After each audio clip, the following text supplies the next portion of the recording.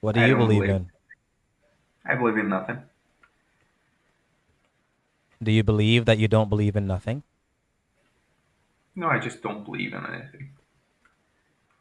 The statement you just made, do you believe that? I have a proof for that. So yeah. I was trying to show you the self refutation of your argument. If you say you don't believe anything and you believe your statement, then you refuted yourself. Hmm. I guess then I have to say I believe in that I don't believe in anything. Would that be correct? If you say that you believe that you don't believe anything, that's self refuting. It's like me saying I'm a married bachelor. That's correct. Yeah, I'm just pointing out the obvious. Hmm. Right. So should I say I believe in? Hmm. I English is complicated. Let me think of it. Belief, from the philosophical perspective, is to accept something as true. So if you accept something as true, then to you it's true. So do you think it's true that you don't believe anything is true?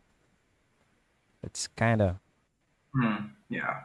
yeah, just, Kind of a recursive thing that it keeps referring to itself. So, yeah, it's a vicious circle.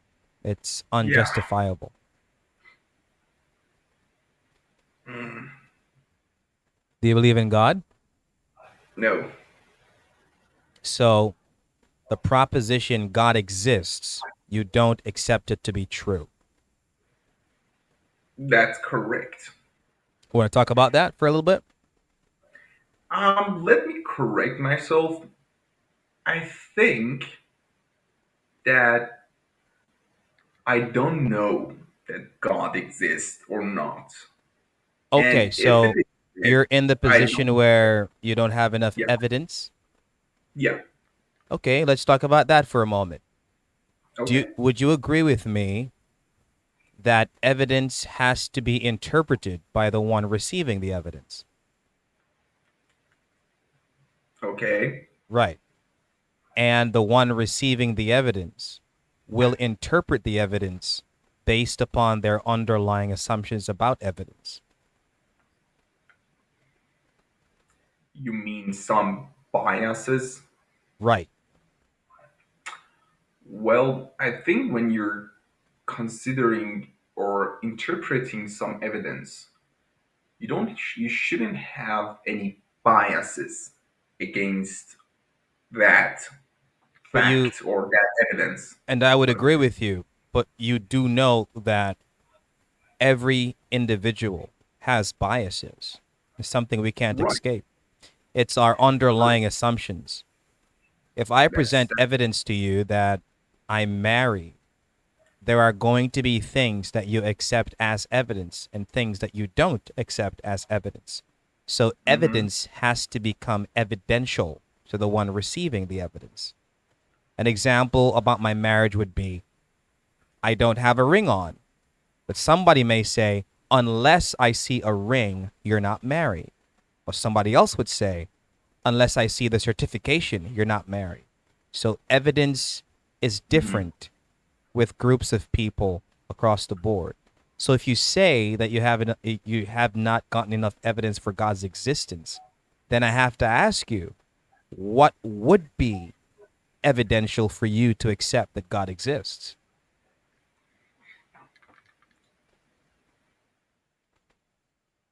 Have to think about that deeply because Yeah. if I ask 5 atheists, what would be evidential for you? All 5 of them can give different answers. So if you say you haven't received enough evidence, what's evidence in your perspective? What would be evidential for you? I think the evidence would be for me that the existence of God should be proven to me so that the evidence should be repeatable. I want to say that in like what scientists do in labs, so that You see, the when, for instance, let me give you an example. When you pray for something and you get it, that Right. means that that's just one time happening. All right.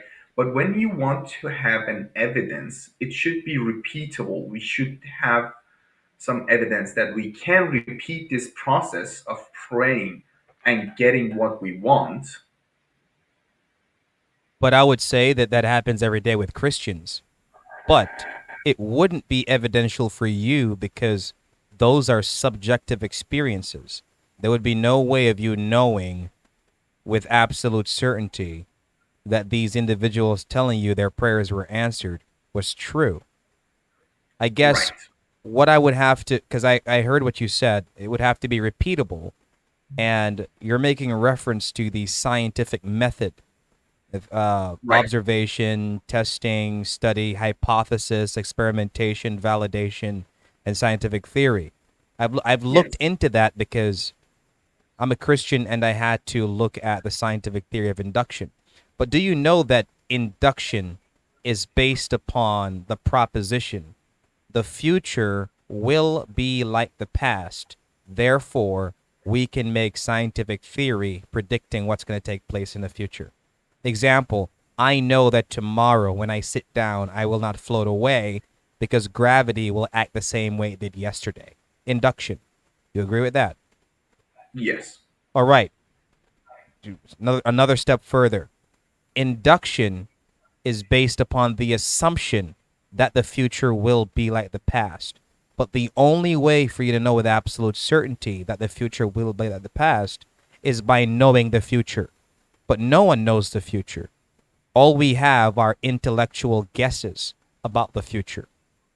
And for us to think that the future will be like the past, we have to assume that the universe is regular, which would mean that everything takes place consistently and coherently, which would Right. presuppose that there is a designer and an operator behind it all. It's not just random. You and I have both Well, seen what happens when things happen randomly. There's no structure, there's no order, things go to chaos. are you trying to use the induction, the cause and effect hypothesis, the theory that says, okay, if there's a cause for something, there should be a reason for that. So, what's the reason for creating this not totally deterministic universe? So, there should be a creator to create this deterministic and I want to say mm, very uh, I mean, you're right. We very are in a regular, deterministic universe, very regular universe. regular universe, yes. Yeah. So it should be a creator for that.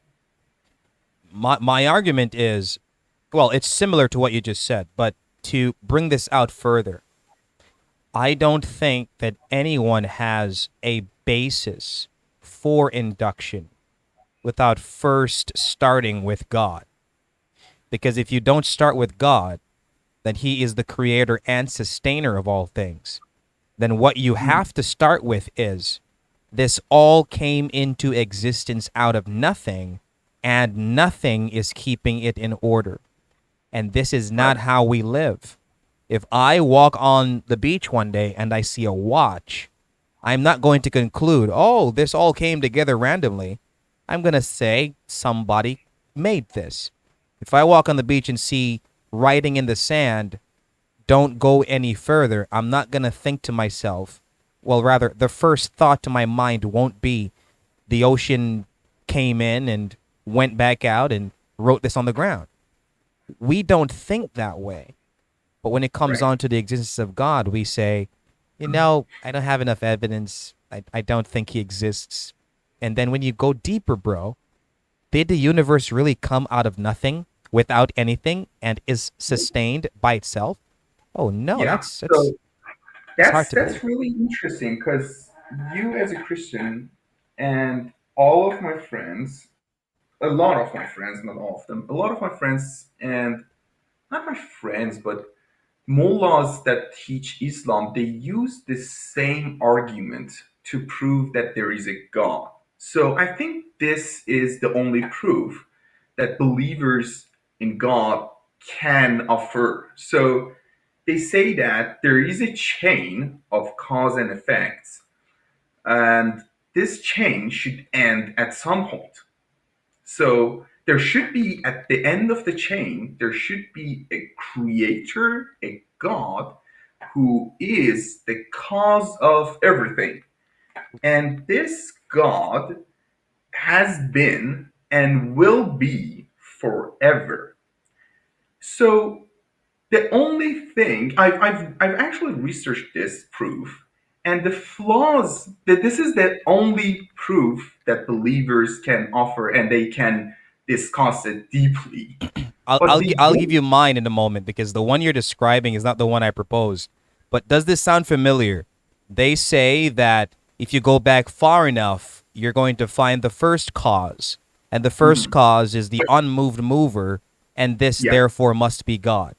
That's not yeah, my argument. I remember that argument, and I can actually tell you a flaw with that argument.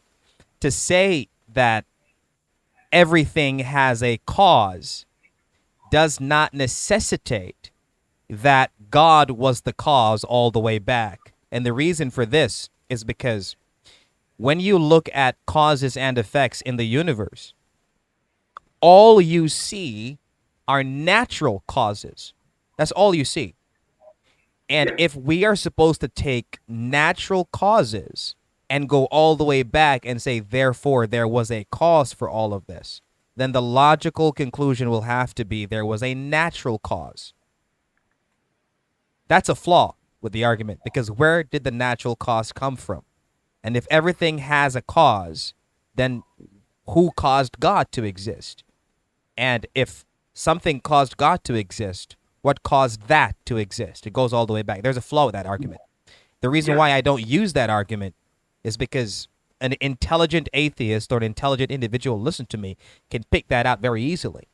The argument yeah, I use is that there has to be a transcendental cause and sustainer of all things, meaning God is not on the horizontal level as one of the many causes in the universe, but rather he is on the transcendental level as the immediate cause of all things that take place in the universe, which means that everything that takes place for a purpose and for a reason, without randomness and without accident. The alternative is everything came into existence by accident, and therefore everything is being sustained by accident, which destroys the scientific theory of induction because induction is based on expectation, not possibility. Are you following? kinda. Yeah. And to close it all out, my apologetic approach is not evidential apologetics because, as I said before, the evidence that is presented has to be interpreted by the one receiving it, and it can only be evidential if it meets their standard. The approach I take is presuppositional, which means that unless you start with God, you have no basis for evidence because evidence has to be based on truth and consistency and uniformity of the universe. If you don't start with God, you have no basis for that. Everything is an accident. And if everything's an accident, then you have no basis for even expecting that the words you're using right now will have the same meaning 5 minutes later. It goes even to the conversations we have deep down. But Right. what's your response to what I said? I don't want to overtalk you. Okay, so my response is that you changed your approach for first of all, I'm not an expert in philosophy, so I'm just thinking for myself and deciding for myself based on my experience in life, right? Right, And what I believe is directly comes from what I thought and what I experienced through life, right? right. So it comes from my observation. So first of all, is that you changed the argument for the creator. I haven't I'm not sure what's the flaw in there, but if there wasn't any flaw, If it was absolute, we wouldn't have any argument between atheists and believers because it would be resolved. So there should be flaw. There should be something so that other people can't believe in that. All right.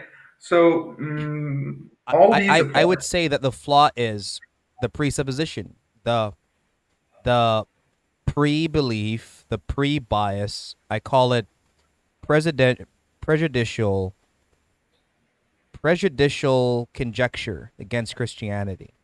So there's a prejudice against Christianity, and it's normally based on ignorant conjecture.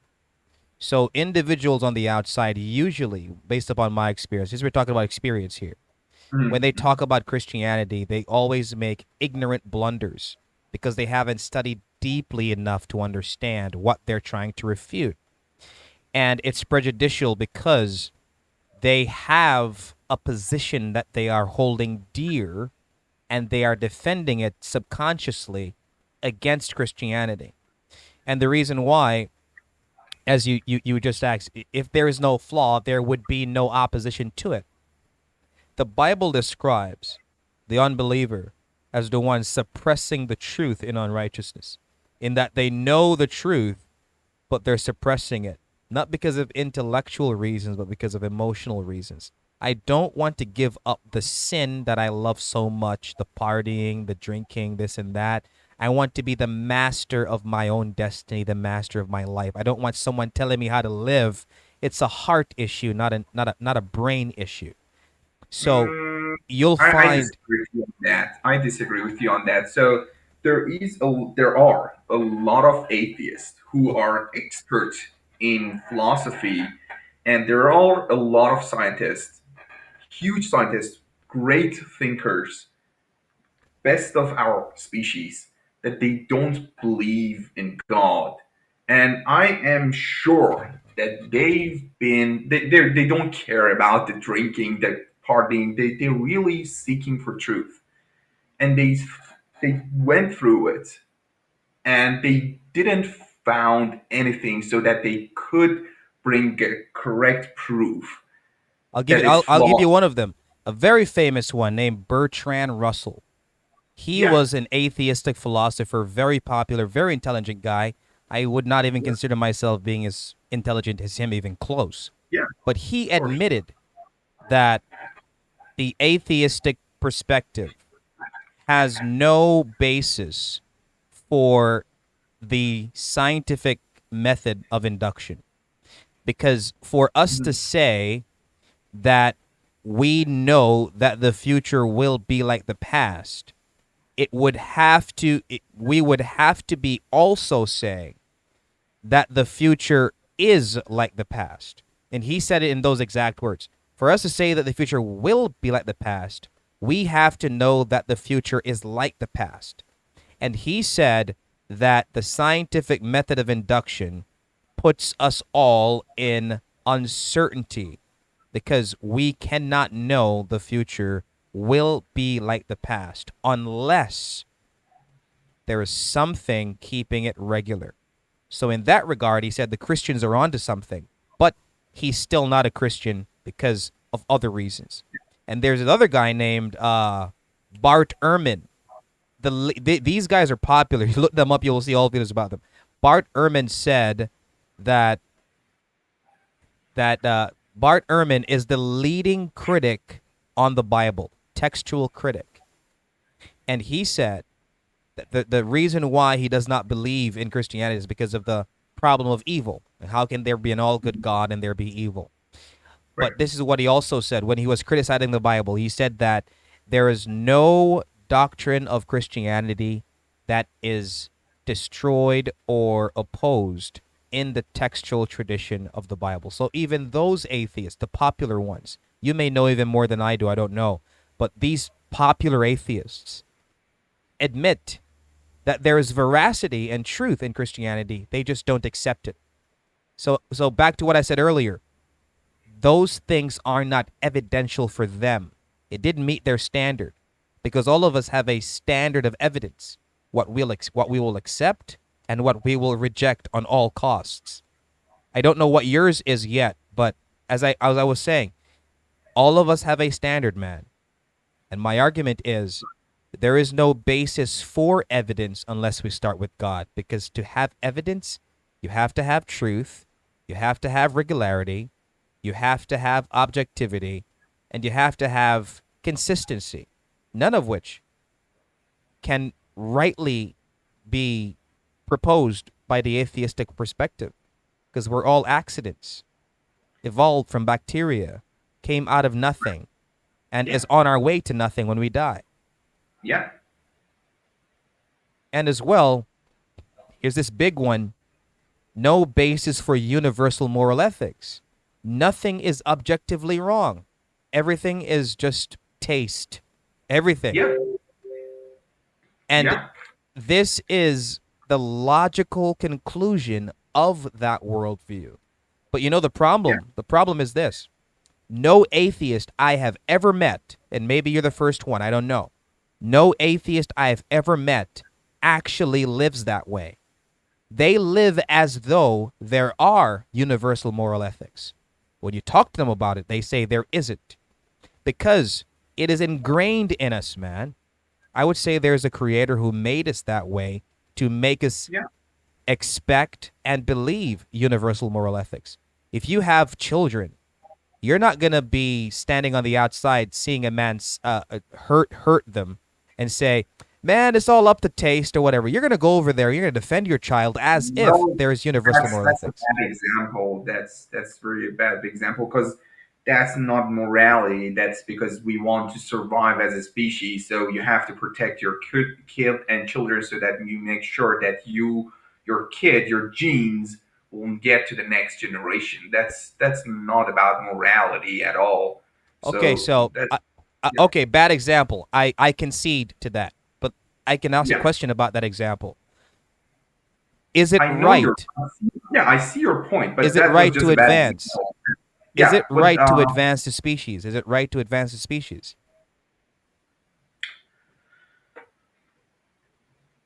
I think you know what I'm doing. I think you do. yeah.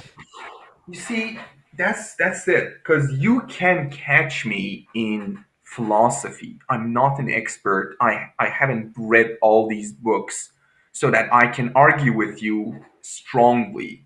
But you All and I are in right. the same category. I'm not an expert either.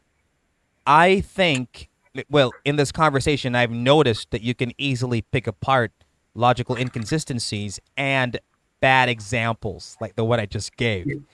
It's the same thing with So me. I don't have a degree in anything. I just read, and yeah, I'm a Christian. My goal is to be a reverend and a college professor. So I come on this platform and I have discussions, I have conversations. But what I would implore you to do, since you were unable at this particular point to find a flaw in the argument I gave, yeah. do some research on it. Since you said you haven't read enough, do some reading on it, do some more studying on it.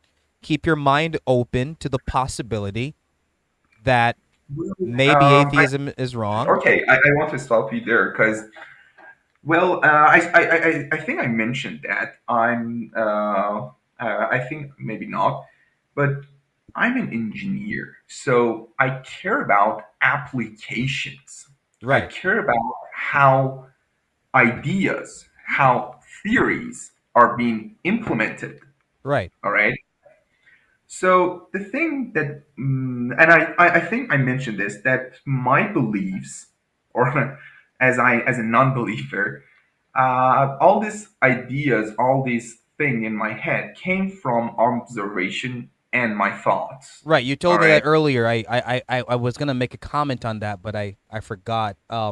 When you start studying philosophy, you're going to encounter something called epistemology.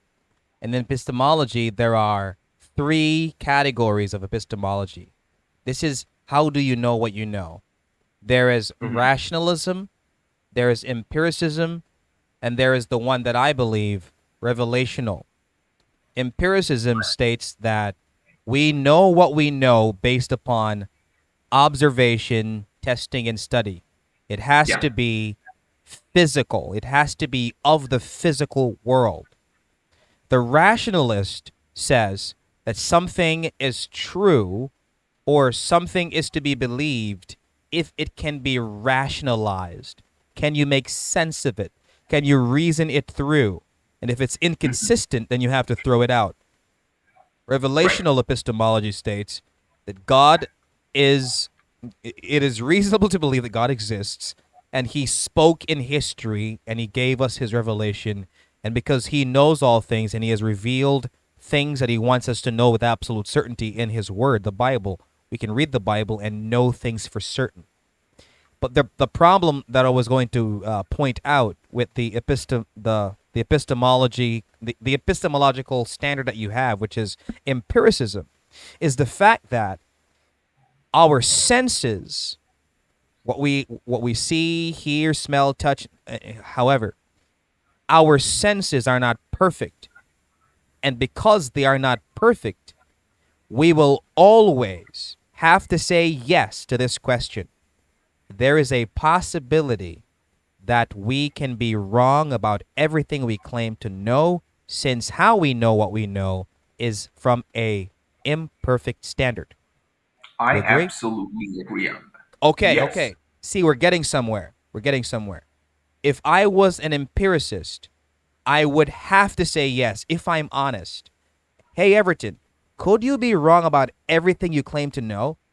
Of course, I could be wrong because everything I know is from my imperfect senses. But here's the big problem with that. And I think you've noticed it just now. If I say that I could be wrong about everything I claim to know, then that means I don't know anything with absolute certainty. And if I That's don't right. know anything with absolute certainty, how do I know that I don't know anything with absolute certainty? It puts you in a box, bro. Yeah. Yeah. So, Yeah, I absolutely agree on that. So you might be wrong also.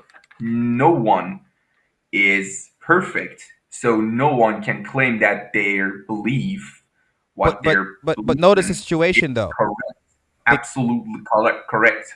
because that's your standard, you wouldn't be able to make knowledge claims about somebody else's standard just the way you did just now because you said I would not know anything for certain either. That's a knowledge claim, which would mean that you don't even know that either.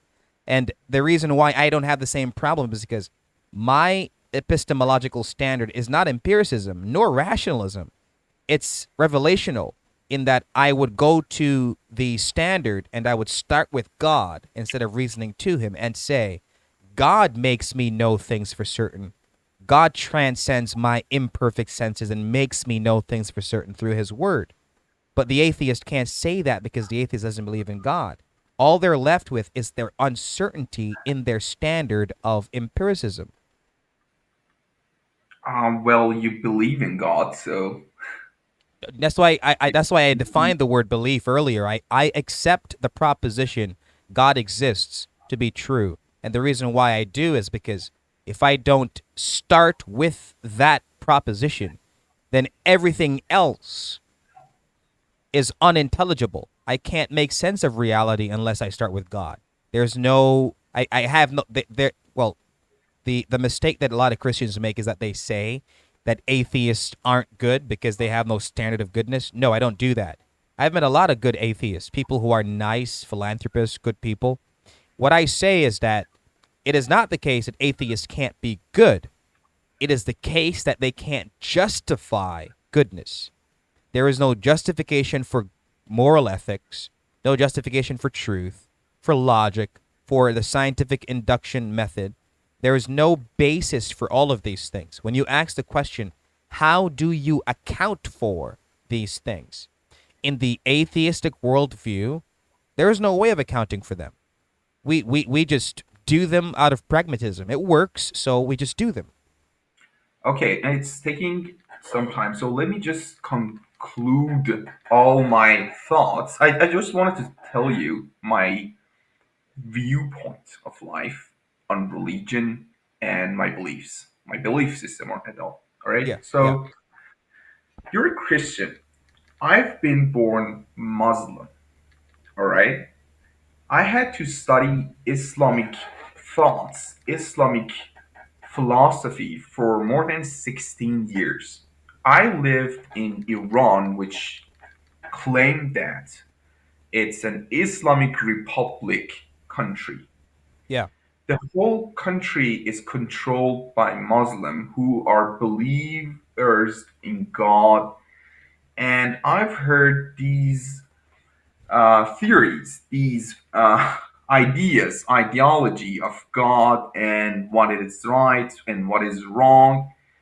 And when I said that all my belief system comes from my observation and my experience in life, is that what I saw and what I believe after reading thousands of Islamic books that they forced us to read, and they wrote the authors of those weren't just imposters. They were actual, a lot of them were actual great philosophers in Islamic philosophers and all believers who their expertise was in philosophy and God and everything.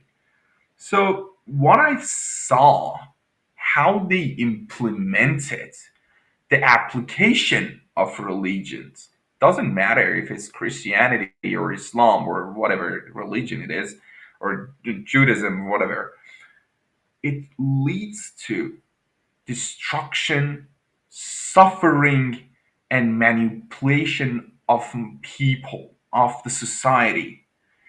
The religion, on my eyes, is just a dangerous weapon so that the small group of people can manipulate and gain control The over the people masses, as right? yeah, as they did for thousands of years. I don't And disagree with you that you will find that in Islam, because a I lot of see we have an experience, we have the history of the same thing in Christianity. You cannot deny 14 and 1500.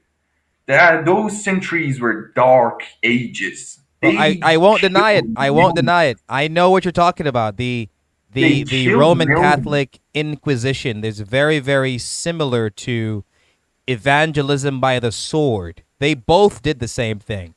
But I'm not Roman Catholic. I'm Protestant, and This is not the real Christianity. You're we on no, it just Roman Catholic is not the real Christianity. I am yeah, with you. I would join in that mob with you and say what y'all did in the past, forcing your religion on people, was wrong, because Christianity is not a religion of force. It is a religion of reasoning and proclamation. We reason with you. We proclaim the gospel to you, and we talk to you from our worldview and show you that your worldview, if it is not Christian, is flawed. And when I speak to Muslims and I ask them questions, because the questions that I ask are always targeted at the foundation of your belief. They believe in the Quran. yeah, The Quran says that the Torah and the Injil were revealed by Allah. We yeah, have the Torah and the Injil in our Bible. So I asked yeah. them, why don't you believe the Bible? They say it was corrupted.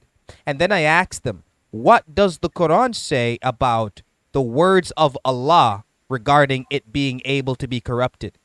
The Quran says the words of Allah cannot be corrupted. So, Yes, so we have a problem here.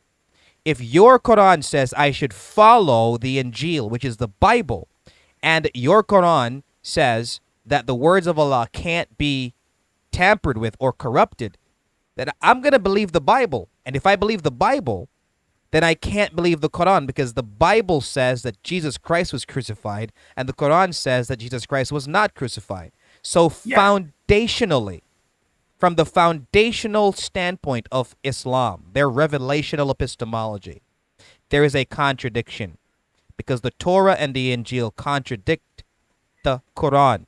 And the Quran says that the Torah and the Injil cannot be corrupted, which means there has been no corruption, and therefore I can follow the Which is a Bible. lie, but go on. I mean, when you study the transmission of the biblical text, there has been no corruption to the point of destruction. The corruption that we find in the scriptures is 1% that affects Christian doctrine. And that 1% are synonyms in words, transpositions in locations of words, and some of the names and places misspelt when you actually look at the textual tradition. Because we have over 1.5 million pages of Greek manuscripts that were copied throughout the centuries. We don't have the originals because Right. paper can only last for 100 years. The Bible was completed since 95 AD. So the paper that the apostles wrote on, we don't have those.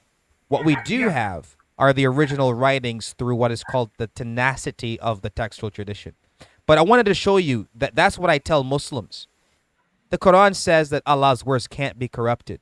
So if the Bible is the words of Allah, the Torah and the Injil, and there's contradiction between the Bible and the Quran, that's a big refutation of the movement.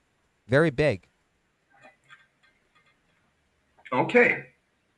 No, I know that, but it's not. I can go on with the argument that the Quran was actually mostly corrupted and it changed over because they wrote the text 30 years after Muhammad died, and there's a huge story about that. I've read the history of that, but I Yeah, don't want yeah, to argue. and you probably know this the Battle of Yamama. I don't know if Yeah, I'm saying it right. The Battle of Yamama, where they between. burned copies of the Quran. They Oh burned them. yeah, They got rid of them. yeah, yeah. And I think Uthman, Osman. Yeah, Osman did this. yes, Uthman had everyone stick to one Quran, one copy. Yeah, The yeah, problem exactly. is, the That's problem it. is every Muslim will have to have confidence that Uthman got it right.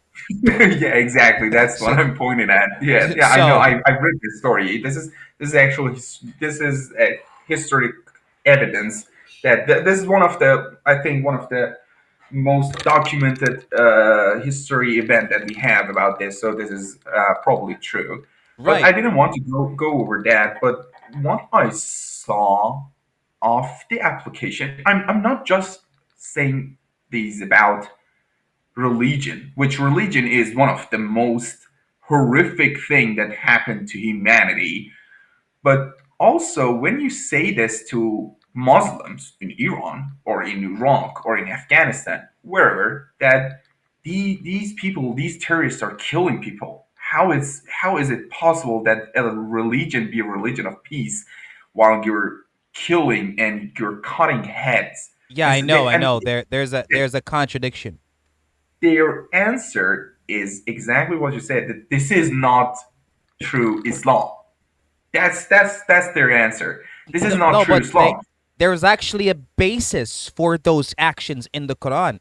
I Yes, don't know the actual reference, but it says something about killing the unbeliever. yeah. And Nisa, it's the chapter and Nisa. It's It's saying there. that. It's in their Yeah, Quran. So, yeah, I know. and what I notice is that when I bring these things up, they they look to the Bible and say, well, things like that Yeah, happened in the Bible. Well, of course, when you look at the historical books of the Old Testament, when God commanded the Israelites to destroy all the nations, but you can't revenge is apply mine. that. You can't Yes, apply that to Christianity because Christianity has nothing in their commands about going out and creating disciples from the sword. It's Matthew chapter 28. Go into all the world and make disciples of all the nations, baptizing them in the Father, Son, and Holy Spirit. And it is through preaching. We see the method of evangelism in the book of Acts. Paul went out and he preached the gospel and he reasoned, kind of like what I'm doing with you and people on this platform yeah. and in real life. I reason. I talk. I don't say you're wrong, you're going to hell, you're done. No, I try to reason and I go Yeah, for the that's foundation. a better way to invite people to the religion. But what I was going with is that let's just I just want to mainly focus on what I think and what I believe. So and how I reached there. All right, so that you see my approach over my belief system.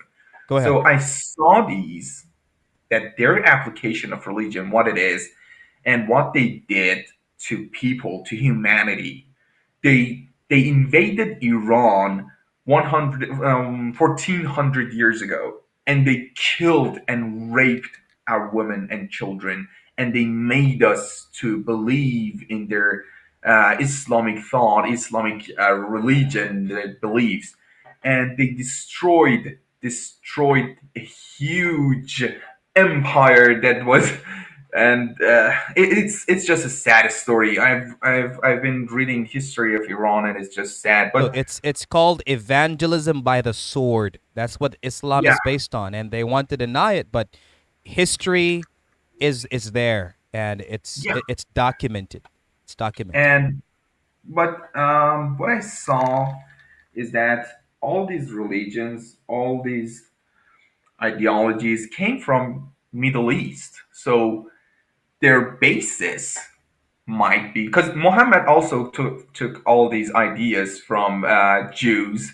He was traveling around and hear these stories, and he came back and all just telling these stories. So my point is that their root should be the same. They came from the same place. It started with Moses and with Abrahamical religion, and they start to built this up, and each time there was the new version of the same religion. They came from, I don't know, Moses, Ibrahim, and they changed it over time. And Christ, one of the things is that wait, stop. I don't want to go through that word through that road. Let's just focus on my idea. Is that I saw all these, I saw all of them, and I was really curious when I was in my 16 or 17 year, when I was in my I was 17 or 18 years old, I'm not sure.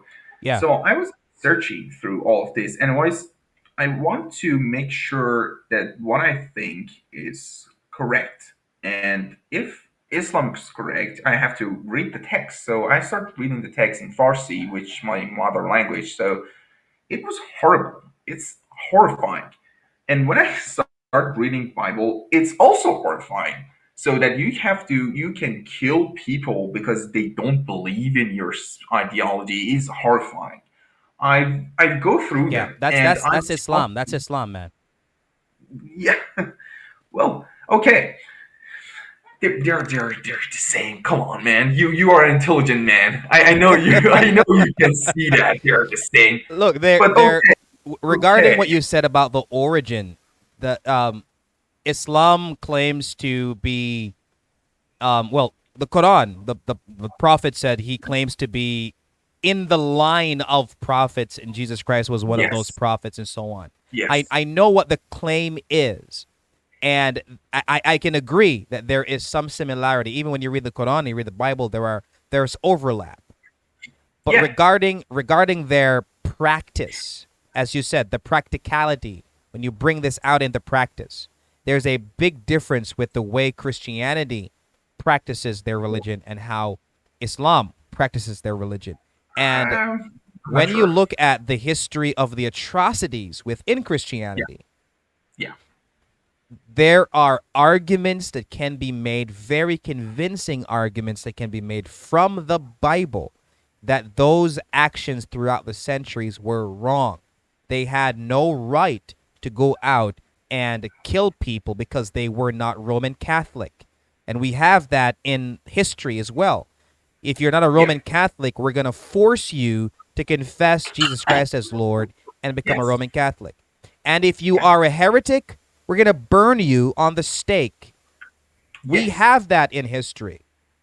But something happened in 1516 with Martin Luther, who nailed 95 pieces on the Wittenberg Library or Wittenberg Church. I can't remember which one it was, protesting the Roman Catholic Church, and Protestantism began. And I'm a Protestant, and I will join with anybody and say what the Roman Catholic Church did throughout the centuries, the Dark Ages that you mentioned, was wrong. It's completely wrong. But as you said earlier, if a Muslim comes and says to those murdering everybody in the Middle East, hey, y'all are wrong, Those doing the murdering can say, hey, look at the Quran. It says I can do this explicitly. Kill the unbeliever. There's a Right. there's But a I think the Romans could do the same thing. I would love to I'm see the sure. verses. I would love to see the I, verses. I'm sure that they had, because man, they should have believed that they're doing the right thing. Because if they didn't, they wouldn't. If they didn't thought that this is correct, they would never do those things, right? They should have believed that what they're doing is correct, right? We have to also think about the fact that a lot of what was done through the military and through commands, such as Bloody Mary, the queen, who was the queen at one time. She would send out the military to go and get people who were not believers or get heretics and burn them. A lot of these people were following commands. A lot of them didn't even know. Because, as you know, in those days, there was a very, very large number of illiteracy or illiterate people. It's only small percent of the people, small percentage of people who could actually read. Illiteracy was Yeah. very rampant back then. So a lot of them were going with what the priest told them the Bible said, but they didn't know to read it for themselves. That is So why, you're uh, saying priests were corrupted. sorry, what? So yeah, I see your argument in here that the people didn't know, so they had to believe in priests because priests Right, right. could read this. But so you're saying that the priests who were practicing Christianity, they were corrupted and they were giving the I am saying incorrect message to people. I am saying they were corrupted, and some of them were afraid for their life. We can't go against the authority of our age because we could be included in the burning on the stake. I was about to mention a guy named William Tyndale. William Tyndale, the man who made the first English translation from the Greek scriptures. And not only Right. him, but John Wycliffe, who translated the Latin Vulgate into English. Both of them were burned at the stake for doing that. William Tyndale was burned at the stake. Uh, John Wycliffe, his body was exhumed from the ground, burned, and then cast into the river. All because they wanted everybody to know what the Bible said. They translated them, and as a I result, they see. were burned. This is I see. also in history. So I see. a lot of these things have to be considered as to why we have those atrocities in Christianity. I can't deny it. I know that these things took place, but it was never through Protestantism. It was always through Roman Catholicism. I see. I see. So I saw all this. Read the history as I could, as much as I could, because I don't have all my time to put on this. So what I saw of all this is that religion is just a weapon to manipulate people, as I said. Yeah, And I from said, your experience, yeah, you're gonna get that. You're gonna get that if you were a Muslim. You're gonna see that, and I am so sorry that Islam gave you an umbrella lens as to how to view all religion. But yeah. So there's no that escaping that that. was I my understand. experience. Yeah, and I thought that I don't want to practice anymore Yeah. this horrible religion, and I'm not going to practice any other religion anymore because I see it now that why they created religions so that the leaders, so that Muhammad or whoever the Pope can control people, can gain control because people are not going to easily follow the rules at least back then. Yeah. So you have to say that you're going to go to hell. You're going to get punished if you don't do this. These things you have to believe in. There is no proof for that, so you have to believe it. So I said, okay, you know what? I don't have all my life to put on this, and there are more exciting thing in the world that I care about, like computers. I like programming, Yeah. so Engineer. Yeah. but yeah. Yeah. So I've said, okay, um, I don't believe in all of this. I will try to be, and I'm not sure if there's a God or not. So what should we do is that, okay, I will try to be a good person. Well, at So least you're not saying there isn't a God. You're just saying you don't know if there is a God or not, which is yeah, more agnostic than atheistic. But I'm yeah, glad that you were able to listen to my argumentation about the justification for induction, because even your profession, you depend on induction to be an yeah, engineer. I do I'm it. just saying that as an atheist, well, you didn't say you're an atheist, just say you don't know if God exists. And Yeah, I know if that you I'm an agnostic person. yeah, Okay. if you were an atheist, you're living like you believe in God who Yeah, is behind induction, because it's only by the existence of God can you justify regularity and consistency and uniformity of nature. And the uniformity of yeah, nature is how you can be an engineer. There is no engineer out there who thinks to himself, maybe my tools won't work the same way they did yesterday. Or yeah, maybe the system won't work. If something goes wrong, you automatically think it's a mechanical issue and it needs to be fixed. You don't think, right. oh, all of a sudden the randomness of the universe has now kicked in and now things aren't going to work the same way they did before. So Yeah, what I say is that the atheist does not live like an atheist when it comes on to induction and morality. They yeah, I live as agree. though, yeah. So the reason that I don't say that I'm an atheist is that I think to proving that there is no God is as hard as proving that there is God. So we can't do it really. You know that we can't have proofs that there is in fact a God.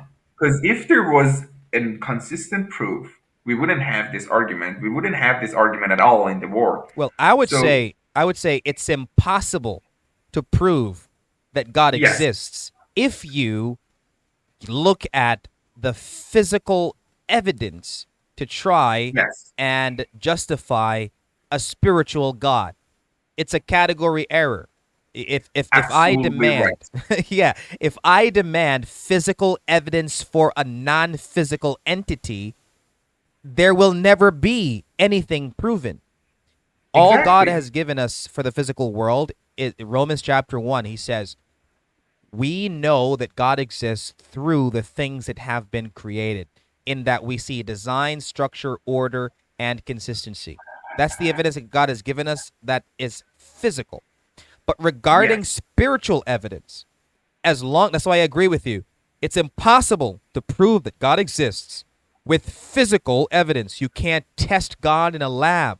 You can't observe him with your eyes. You can't hear him like an audible voice that you're hearing me talk to you right now. Right. It's a category error. So So we what I'll do is exactly. I'll just hope that eventually um you will get, well, I'm not going to say that. What I was going to say was, you said that if it was that easy to prove, then we wouldn't be having this conversation or this debate.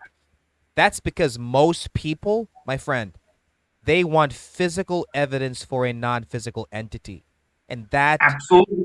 You're right. You're right. that's not You fair. can't have it. Yeah, but you can't have a physical evidence for a non-physical or a supernatural being. Yeah, and that's what I keep saying. It's not fair to the Christian to say, "Where's the evidence?" I'm going to tell you straight up. I'm the Christian who will tell you there is no physical evidence for God. There is none. There's none. Exactly. Thank you for saying that. You Yeah, can I agree. I What you agree. will see, the physical evidence that I can show you is that there is a God behind the design, structure, and order of the universe that is physical. But I can't give you physical evidence for God. And I always, when I say this to Christians, they get upset because they don't recognize what I'm saying. Physical evidence for God is what I said, which means that I can't show you God. I can't Yes. I can't say, "Hey man, there's God over there." You can't. You can't do that. That's Yeah. If impossible. you bring a physical evidence, you're actually downgrading God to physical world. Exactly. And there's nothing in this world that you can point to. I agree with you on that. Yeah, of course, So God is a supernatural being. You can't bring a physical evidence, natural evidence for a yeah, non-natural but that's the being. demand that almost every atheist I've ever met, and as you say, you're not an atheist, you just don't know. But the atheist I've met, when I say what will be evidential for you to believe that God exists, they say, well, I need to be able to test him in a lab. I need to be able to see him. I'm like, what? What if I told you that the guy you saw yesterday was God? Would you believe? No, you wouldn't, because that's not God. That's a guy somewhere walking down the Yeah, street. There's no way of showing you. So yeah, I don't like that they have to make category errors. That's what we call in philosophy a category error, right, demanding physical evidence for a non physical entity. What you have to look for are transcendental evidence for a transcendental being, such as the laws of logic, truth, mathematical law, which you have to believe since you're an engineer. Mathematical yeah, law, you can't. Mathematical laws are not physical; they're immaterial, and they're universal, and they're invariant. Two will always be two, no matter what. It's two. yeah. But they have physical representation, right? Yes, there is a physical representation for two-ness, but if you erase two off a board, the concept of two-ness does not go out of existence.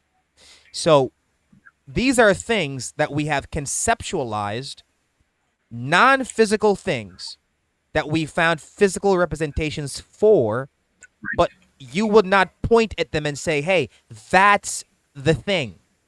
It doesn't have color, it doesn't have smell, it doesn't have shape.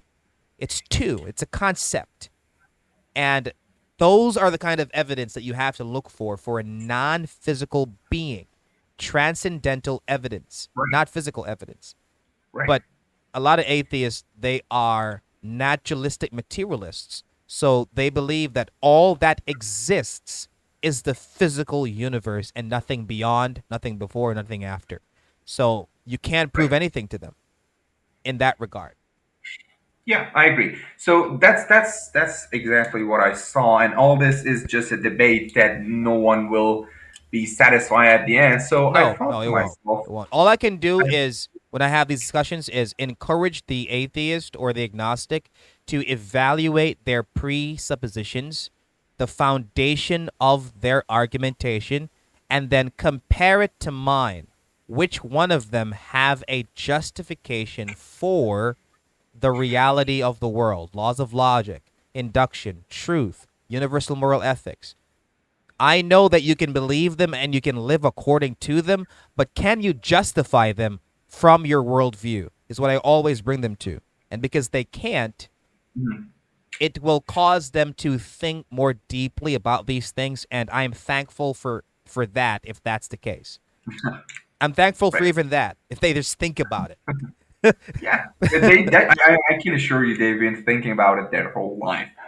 So that because being atheist or being agnostic is scary, man. Not everybody can do it because if you there's a lot of people that they might say that I don't believe in God, but at the moment of their death or at the moment that there needs to some higher power, they will come back. But when I say that I'm not sure, I see that there is no afterlife life.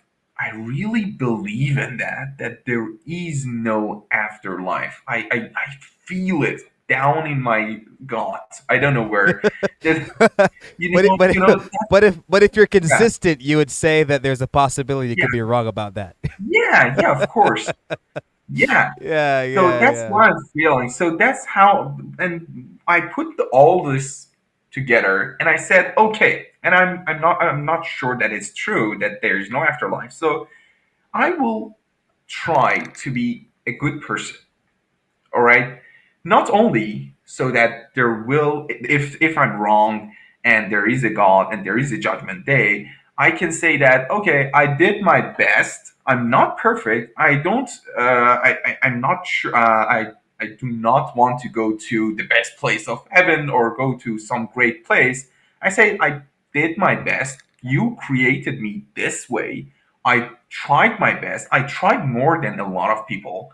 I researched. I thought and I decide for myself based on my life experience and my brain. And this is my life. I accept it. If I have to be punished, I will accept it. But God, know that I've been created by you and you put me through this life. I try to be good as from my perspective, and morality I think is completely relative. So what I think right, somebody may think that is wrong. So that's why. Not, so this is a side effect of my goodness. And the other thing, the main thing that I try to be good is that we live in a society. So I will try to be good to be useful to this society as the people before me did. Like there are thousands of scientists that they maybe didn't never cared about God, but they did their best and they improved Mm-hmm. their life. Mm-hmm. And if there's a God, I if there's a good God, I think their place would be in a very nice place. If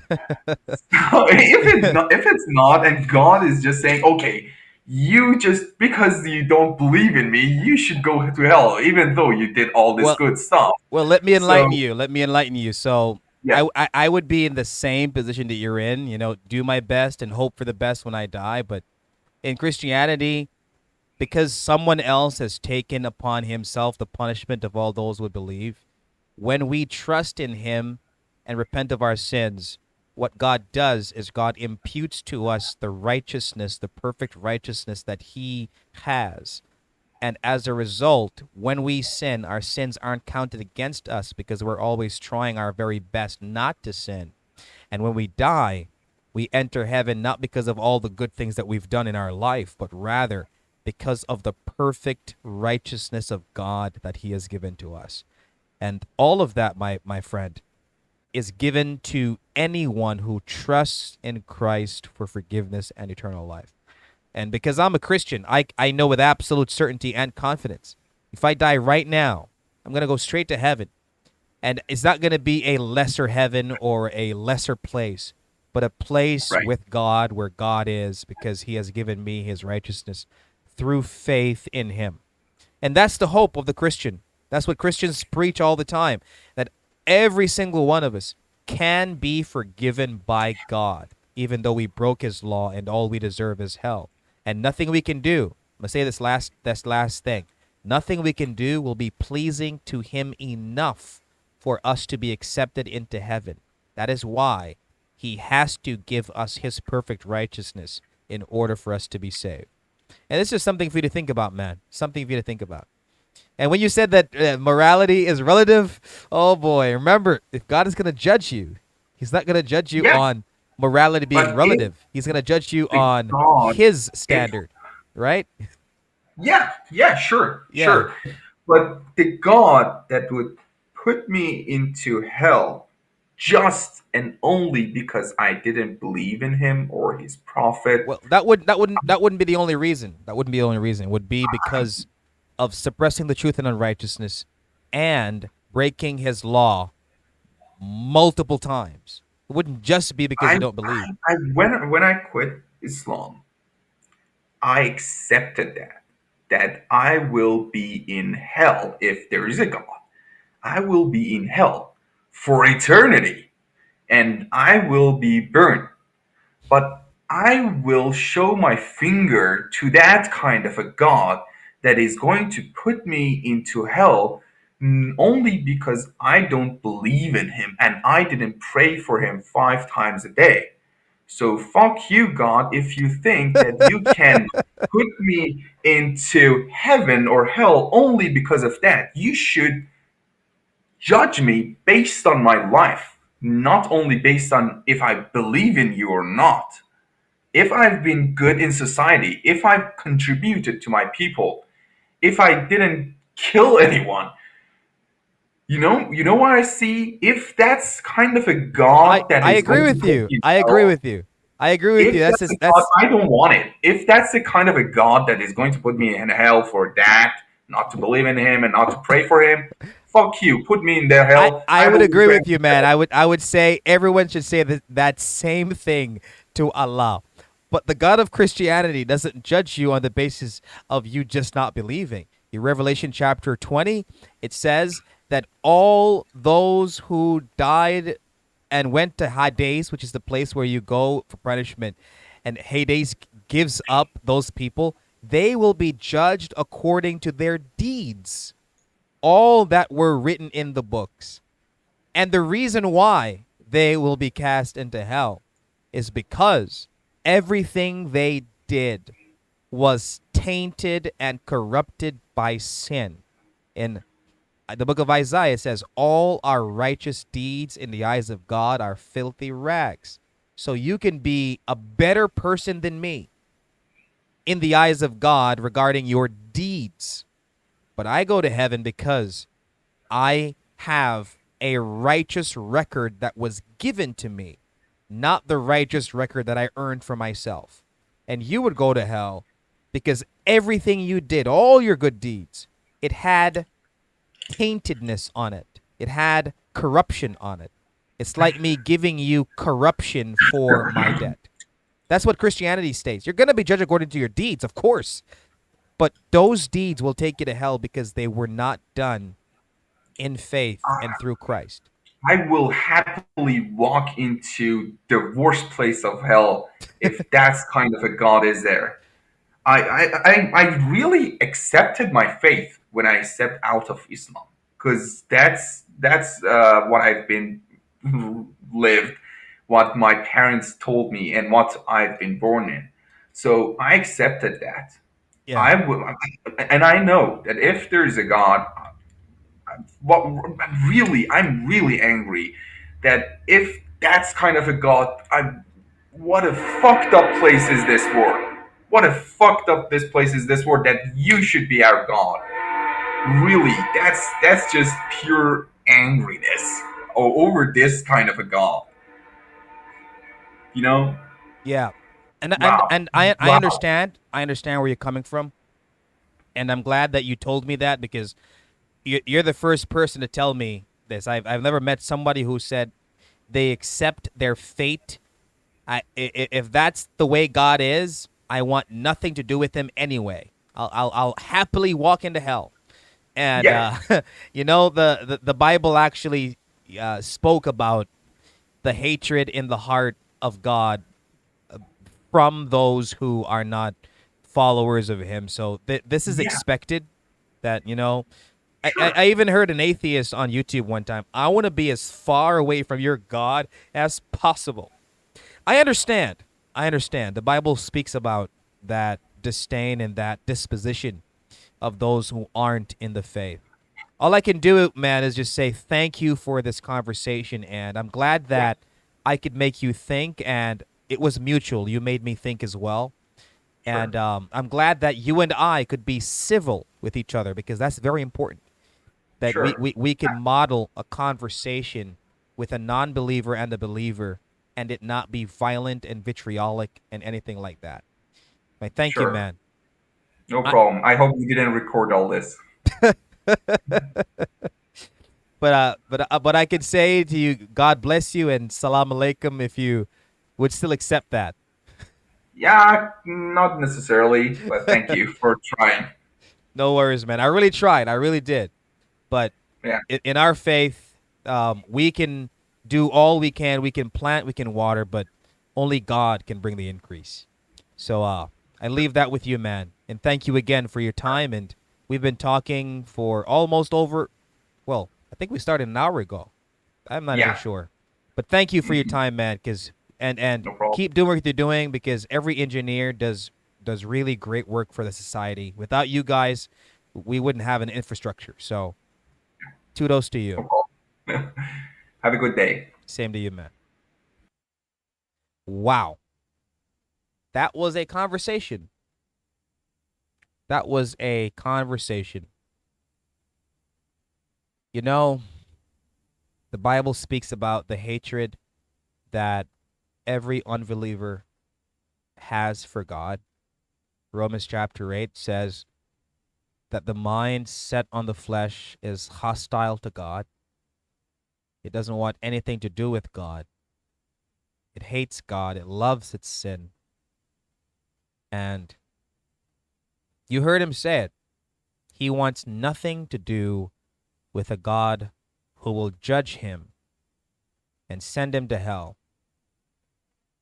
if he did his very best on earth to make it.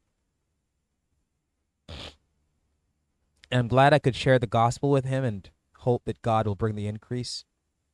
But man, this is what this is what we're in this for, everybody. We share the gospel and we show the individual we're sharing the gospel with the futility of their position, the sand that they built their house on. We destroy their foundation and we show them the futility of their belief and hope. All we can do is hope that God will use that and bring them into the fold. Thank you all so much for watching, for listening. God bless you and stay tuned for more.